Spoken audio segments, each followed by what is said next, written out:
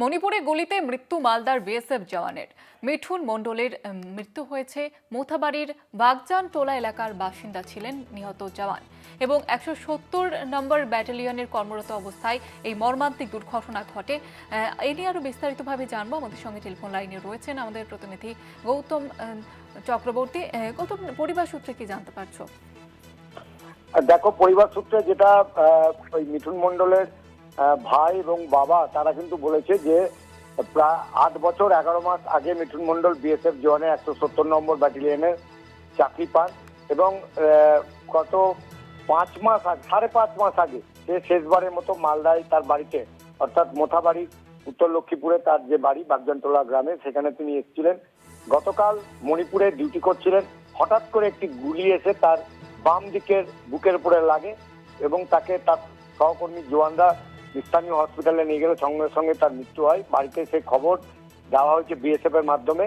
একমাত্র রোজগেরে এই মিঠুন মণ্ডলের মৃত্যুতে তার বাড়ির পরিজনেরা, তার বাবা মা এবং তার 2 সন্তান রয়েছে, তারা কিন্তু অত্যন্ত হতাশ এবং তাদের সংসার কি করে চলবে সেটা নিয়ে তারা আকুল। কারণ বাবা এবং তার এক ভাই তারা কৃষিকাজের সঙ্গে যুক্ত। এইভাবে মণিপুরে যে জওয়ানের হত্যা হলো সেটা নিয়ে গ্রামের মানুষদের মধ্যে যথেষ্ট ক্ষোভও রয়েছে। জয়িতা, ধন্যবাদ জানাবো গৌতম। যেমনটা আপনাদের জানাচ্ছিলাম যে মণিপুরের যে ঘটনা, মণিপুরে মালদার জওয়ানের মৃত্যু এবং ঘটনায় শোকের ছায়া পরিবার এবং এলাকা জুড়ে। তার পাশাপাশি অভিষেক বন্দ্যোপাধ্যায় তিনি কিন্তু কেন্দ্রকে নিশানা করে পোস্ট করেছেন মালদার ১৭০ নম্বর ব্যাটালিয়ন বাঙালি বিএসএফ জওয়ান মিঠুন মণ্ডলের মৃত্যু। অভিষেক বন্দ্যোপাধ্যায় তিনি পোস্ট করেছেন এবং আপনাদের শোনাবো যে পরিবারের তরফ থেকে ঠিক কি জানানো হচ্ছে।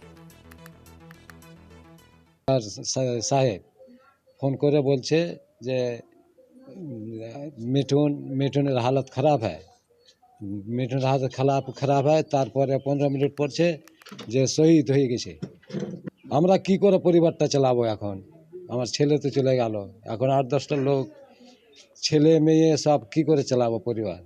7টার সময় ফোন আসলো হেডকোয়ার্টার থেকে, অফিসার ফোন করলো যে মিঠুন মণ্ডলের গুলি লেগেছে, তো অবস্থা খুব খারাপ। তারপরে ওখান থেকে আবার ফোন আসে যে আর নাই, শহীদ হয়ে গেছে। যতদূর জেনেছি যে দুটো গোষ্ঠী আছে, সেই গোষ্ঠীর মধ্যেই মানে গোলাগুলির মধ্যেই গুলিটা লেগেছে। মণিপুরে জঙ্গি গুলিতে মালদার বিএসএফ জওয়ানের মৃত্যুর ঘটনায় কেন্দ্রকে নিশানা অভিষেকের।